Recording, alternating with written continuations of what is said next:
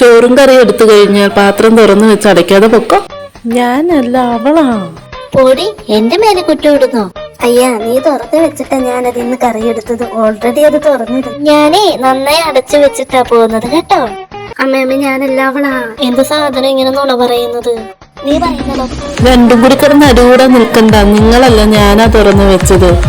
പോയി ചോറ് കഴിക്കേ.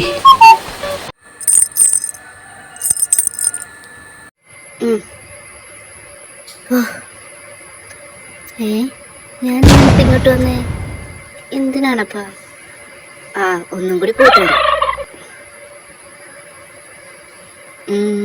എന്താ? കണ്ണാടി മുഖം നോക്കാൻ ഇപ്പൊ ഓർമ്മ വന്നു.